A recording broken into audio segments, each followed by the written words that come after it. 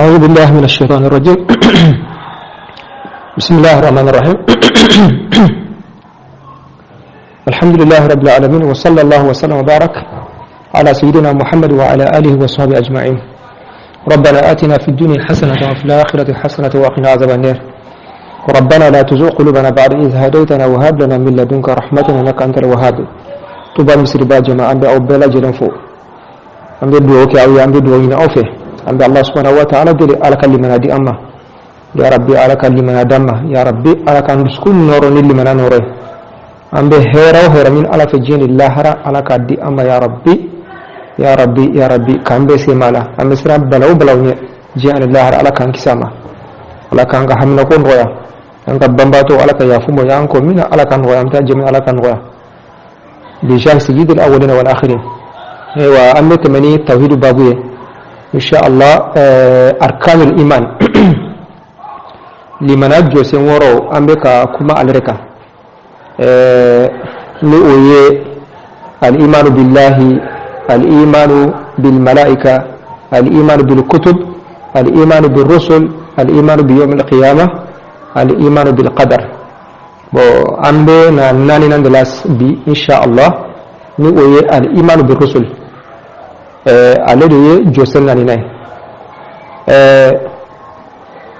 al iman bi rusul huwa ar-rukn ar-rabi' min arkan al iman as-sita kadda kirawla ale ne yelli marya jose nani nay aywa do kiraw ye jonni ar-rusulu oya jamuye a mufradu oye ar-rasul kira jumenye cide arabu kana ibe mo min ci kata fendo lase o de rasude akira cide fasusi yafo fulanun hal ra'aita rasuli inaka inga cide nyewa rasul de cide ibe mo ci kata fendo nyinabo mais tawhid la nu rasul shari'atu kuma na fuko rasul wata ciden da ya wuyi ala ya da ka ciden yi idan man huwa rasul ciden ya jonye aiwa difference jume mi kira anin nabi man ce parce que nabi man bai kira bai abe fo difference bu ni on cewa wal ma be kiliye kira ya juliye nabi man ya juliye ma an kutu jume ya wajibi ala ka kirawo naka nabi man ka hakala ko kuma ni ala sona nan sira ko ulasibi insha Allah ala kan be sabama ar-rasulu basharun istafahu Allah wa awha ilayhi bi shar'in jadid. الرسول بشر اصطفاه الله سبحانه وتعالى وأرسله إلى الناس لإرشادهم إلى ما فيه سعادتهم في الدنيا والآخرة. كرا عليهم ما دي أرمى الدندو من على السواندي دون فوني يونجي كاكي كراي كوهيوشي أما كاشي كتا كترا مانتون دوما uka wuli katara Allah subhanahu wa ta'ala ba donc o de kirai o de kirai adama dendo ala dente jinate melekete adama dendo mais ala ya sugandi dan fe ni yonje ka ci ka wahauci ama aywa ka ci katara modo ma jamaku doma wal ma katara jebema aku kamera kata Allah subhanahu wa ta'ala o kuma ka sharia kuradi ama ka wahayuci ama o wahayu ne bake sa al-kutubul munazzala an kuma nuka wala nata menena ma ala be ato awa dustur do di ama no sharia gafe sai be baraka ni mi be mo wala katra mi be na mo dlani fe mi aflani ma o de kirai bo kirami nabiyima difference bu ni ñonce wa wal ma difference tu ñonce difference bu ni ñonce kira ango min nana ni sharia kurai parce que watu te kelengi kiraw bela jeleni tawhid kelemena me shari'o o be fonyo ngo ola kira bela jelena ni aqida kelengi tawhid fanta be kelengi min ladun adama ila qiyam sa ka fo kira do tawhid do bena ko kira woro bena ni do re ni no te kelengi uti kira be ka tawhid kelengi me shari'o de be fonyo ngo ala bato ke chugo o se ka fonyo ngo wani mai bita soro an an yana mai bilan chugo tiru min bloni bala o se ka fonyo ngo o shari'a bo kira ko shari'a se ka fonyo ngo me akida ko no te changer o kuma kira alani shari'a kurabena ka di aka mugoma ka di aka mantoma men nabiyima ale fana ye jonne ye arama deno ala ya sugandi ka ci katara mugoma me alani shari'a kuratena ala ya blaka na kana danfe on kanda me alani shari'a kuratena kira min kona yede ale be baraka no ka shari'a de don abina fa ala kira min ci ka kwanye wafi mana kuntala janya mugobe yorma janya alala sisa ala ben nabi man do bula ala ben nabi man do blakana ka mo hakili jigi sisa aywa kira temene aywa dongon ka tafirala ayu wala katra mima kana dongo hakili jigi ngewra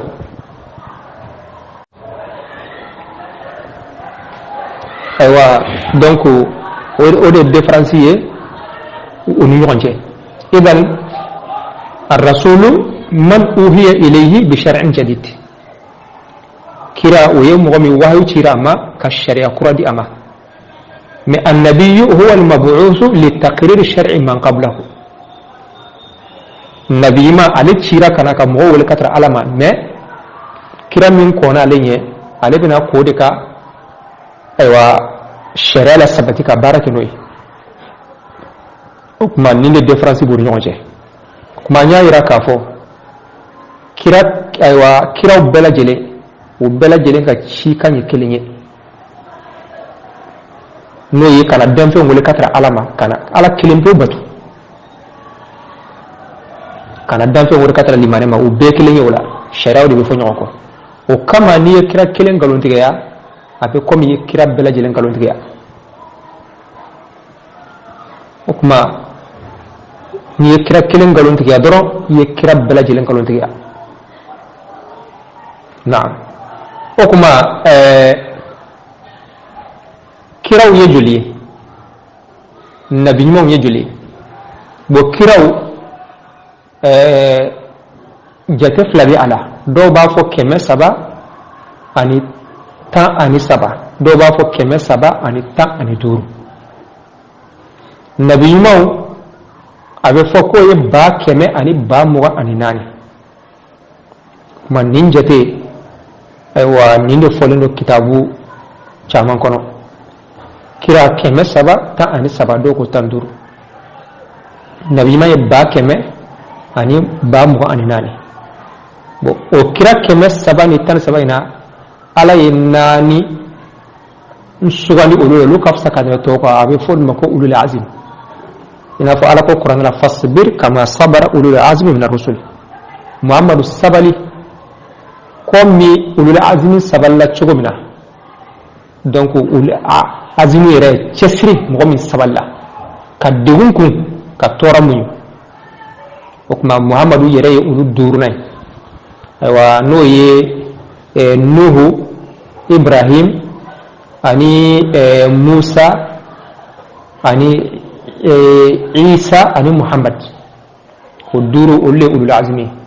bo olu fanana Muhammadu le kafsa katba bela jelenga no ala kirai no ala kirai sallallahu alaihi wasallam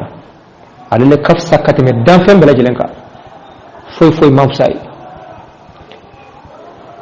okma ma hukmu li iman bihim kadda kiraw la kire jumaye wajibun kadda kiraw la wajibido kira bela jele ni ye kelen galon tigiya doro i dara dola i madda dola abi komi madda shida ala ko qur'an la amana ar-rasul bima unzila ilayhi min rabbi wal mu'minuna kullun amana billahi wa malaikatihi wa kutubihi wa rusuli la nufarriqu bayna ahadin min rusuli ma mahalu shahidi yedi ante u farafara ka bunyola ka dakira dola ante da dola ay ina fo kafiru kunta nu'minu bi ba'din wa nakfuru bi ba'din ibe dadola awa ibe dakira dola be kira ko galuntiya la ma min aqidati al muslim annahu yu'minu bi jami' ar rusul kirab bala jele kadda bala jele na ka fa bala jele bor ala yoro wa be okuma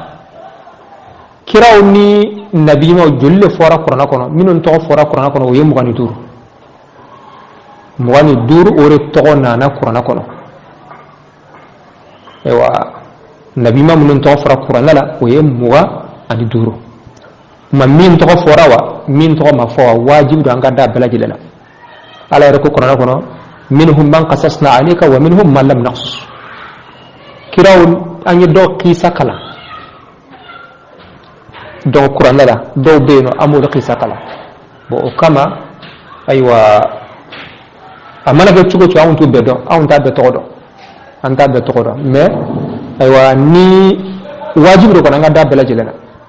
donc umuman okuma wajibi do ikada bela jilena yemin do imamin do umuman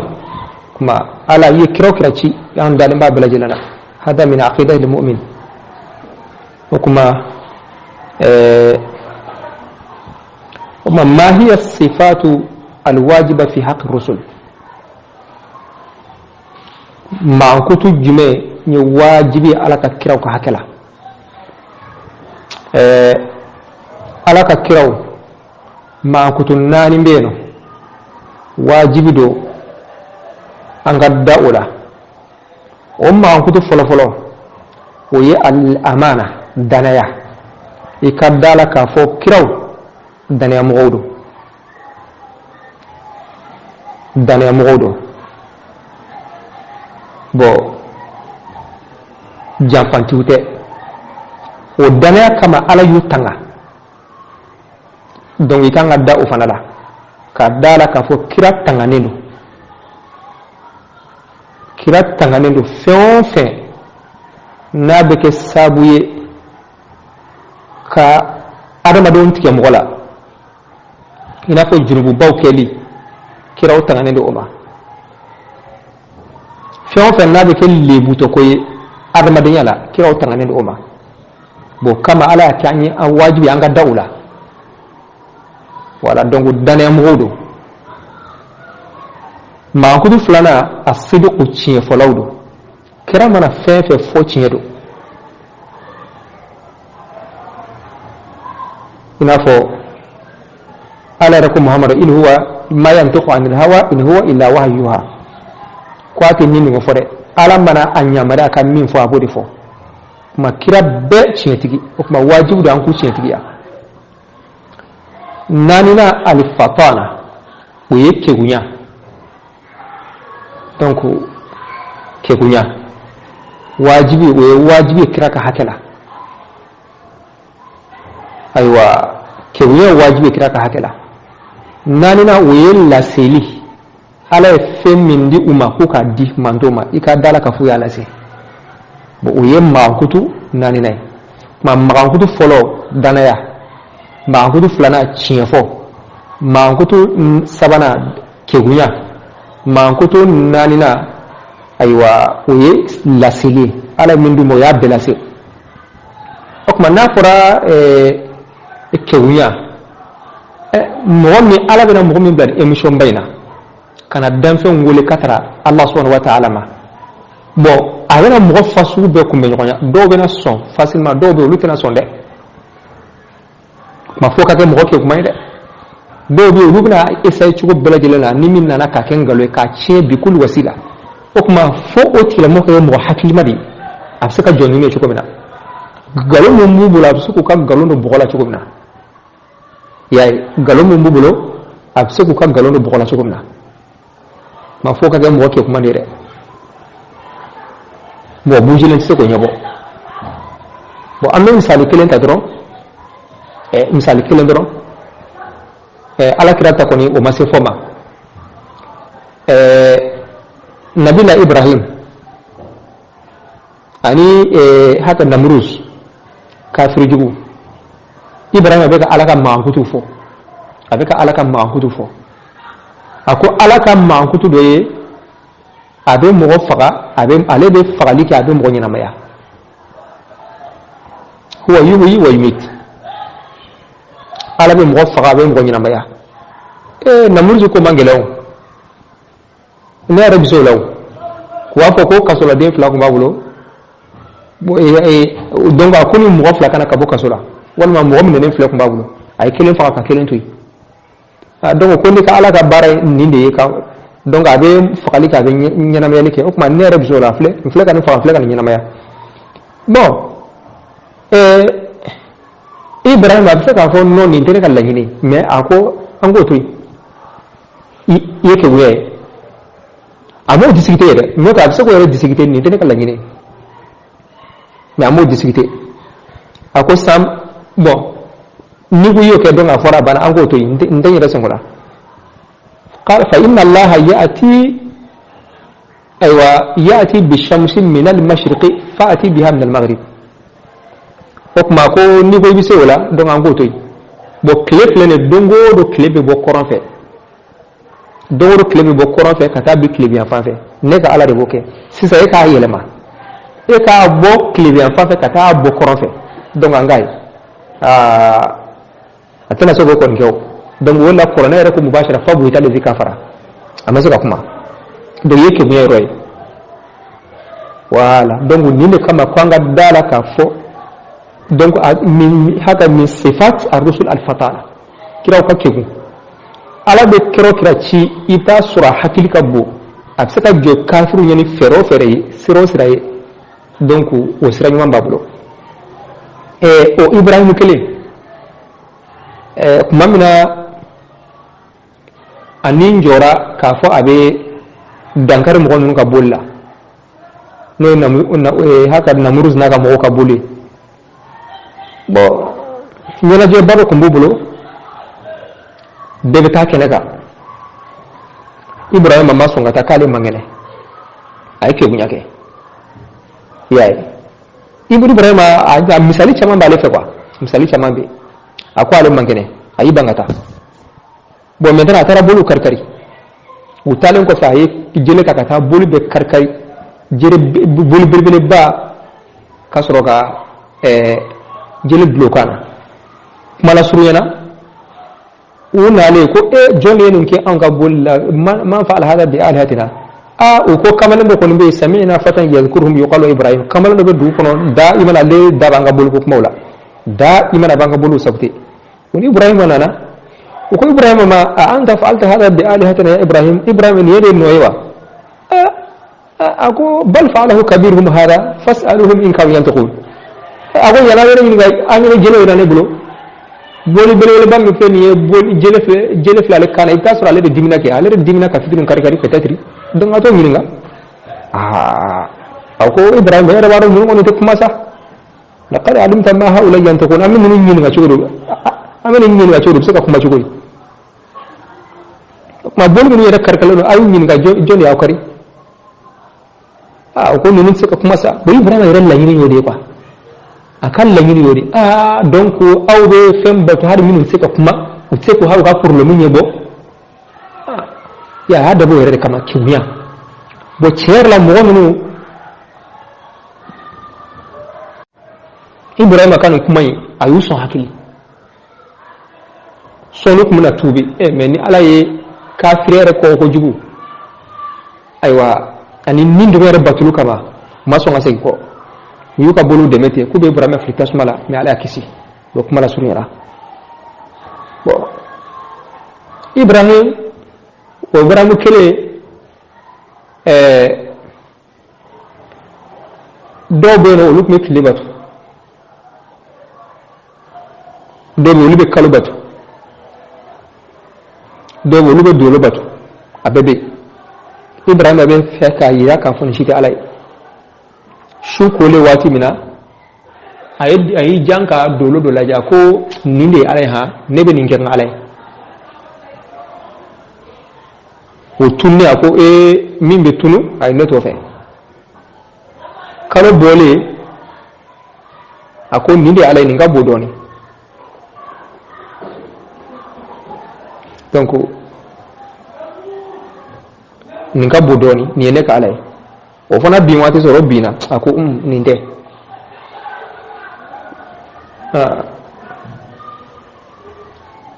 mamana kile fana bora ako a san ko ni de ala yere peut-être o fana bina ko ni shite ala staqi donc aya ke ku hakili shi nuni ala manka kuma ni de kama kiraw kama hutul al fatana kegunya o nyino no kiraw ka hakela bo ala kira yere fana ka swari cha nin chama bala o kacha kuma wa fen kama pour que ka darsu suru ya dole insha Allah ami wasani ne kuma nin fennani al amana danaya shiyafo ani kegunya ani lasili ala min dumo ya belase ya ala ko muhammaduma fa illam ya ayyuha rasul balligh ma unzila ilayka fa illam taf'al fama ballaghta risalati min diri ma lase ni ma belas diri ma ala ka cikal lase ma kirab bebete o kuma mankutu ni mankutu nani o sine o ye haramuye o ye muhali kiraw ka hakela ni o ye janfa kirate janfa ke galontige kirate galontige o kisilen doma ani nalumaya mo mi tseki yere bobolola ni fucur seki yere bobolola kiraw kasenoma ani ala min dama kadudugo ala min dama ka lase koni ala min dama ayaka klaka nyamra ka lase kadudugo la kuma haka kirato ke manni nani ni muhali ngalo kiraw ka hakela okuma as-sifatu li-jaiza fi haqqihim sam mankutu minu be daga kiraw ka hakela okuma mankutu ni adamadenya mankutu ni na tege sabu ka lebu do adamadenya la okuma o daga lanu kirawi komi bana kirab se ka bana fari gwanu nuna nyona bana minake lebu do adamadenya la komi bagi nunu la bagi wal ma fiye donc ka fiye bla kira la wala kira ko senoma ya fam mais bana gwansa farga nunu ona nyona wal ma ka jogi ona nyona wal ma kongo misaliala wal ma mingo nunu wal ma sungo nunu ona nyona olu bela jelembe daga kira ko hakela uni adamaden to bela jelen kelen wala na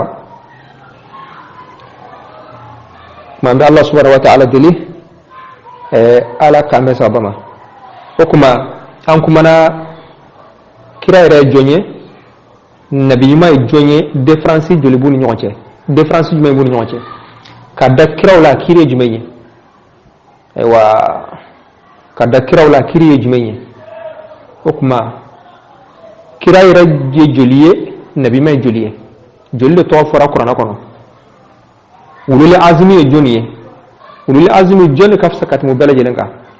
mankutu jumɛn ye wajibi kira ka hakɛw la mankutu jumɛn ye muhali kira ka hakɛw la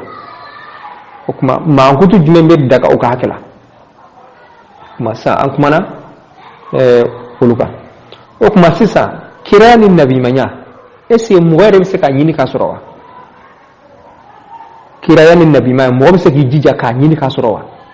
la an-nubuwatu minhatun ilahiyya minhatun ilahiyya ala ka sɔnni de don ala yɛrɛ de bɛ mɔgɔ sugandi k'a k'a ye k'a fɔ mɔgɔ ka ala bato bi kɛ kira ye la mɔgɔ ka ala bato tɛ kɛ kira ye ala yɛrɛ de bɛ jɔn sugandi k'i k'a ye mɔgɔ bɛ se ka waleya ɲini i yɛrɛ b'i jija ala bato fɛ f'i bɛ kɛ ala ka wali dafalen ala ka wali bayi o bɛ se ka kɛ mais kiraya ayi ikhtiyaru min Allah subhanahu wa ta'ala bon nabi ɲumanya ani kiraya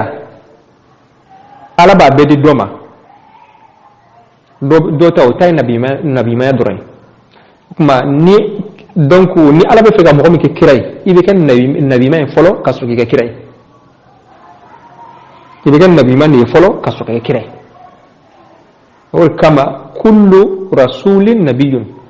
wa laysa kullu nabiyyin rasulan kira bɛɛ lajɛlen nabimaya de mais nabimaya bɛɛ tɛ kira ye na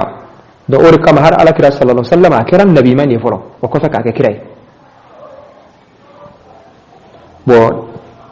kiraw lin nabi man fana fe de garan nabi mai abela dilan garan nabi ma si sele sambina ma fo isa nabi la isa alayhi salam o kiran nabi mai ka sito sambi saba na'am wa okuma kuma la surena wa ambe darsu khulasa di inshallah ma ba atobe ko fe kira o ye ala mo min ci katra denfe mako kanda ka sharia kura di amma nabi ma ala mo ko ci katra denfe mako kanda me sharia kura ta de bolo kira min ko na ale ya ale be barake no ka sharia di kira e keme saba ani ta ani saba do ko ta ani duru keme saba ta ani duru nabi ma ye ba keme ani ba muwa ani nani minun to fora qur'ana kono nabi man kira muwa ani duru wolu bela jelena kira ben nabi min ka fsakat ma bela jelenga woye ma duru muhammad fana ka fsakat mul bela jelenga kira ya se ka nyiniwa la wal man nabi ma se ka nyiniwa ai ala ka dimado mo tani ka soro kada kira lo kire jumenye wajibi do wajibna aini kada kira la wajibi do ale limanayra jose nani nay kuma ma kutu jumenye wajibi kira ka hakewla woye ma kutu nani danaya ani chien fo ani kegunya ani mindiruma kalase uyalase ma hutu jume muhali ka hakela okuma uye janfa galontike nalumaya ani ka mindiruma kala allase kadodugo ni muhali ka hakela ma hutu minum be daga ka hala uye adama denya re ma hutu donc adama denya re taala o be daga hakela madama min be ke lebuye adama denga hakela mo be nyugi nan femi awa femi no doy ma o koni alayu awa ukisi uma ma insha Allah ambe bitablano o kuma ni Allah subhanahu wa ta'ala sona wala hanannata amina kuma fendo kan ala dikira belajilema no yi mu'jizai parce que ni mo min nana ka fa ala ka kirei atemina tende ni nana ko e ala ka kirai do be son mais bete son ok ma ni prévu do rebena min bayra ka foki ala ka kirai abe fo mako mu'jiza man ni Allah subhanahu wa ta'ala sona sigina tay amina kuma kiraw ka mu'jiza ka bo ani ni min sor la ka faroka باذن الله سبحانه وتعالى وبالله تعالى التوفيق اللهم صل على سيدنا محمد وعلى ال سيدنا محمد وسلم والسلام عليكم ورحمه الله وبركاته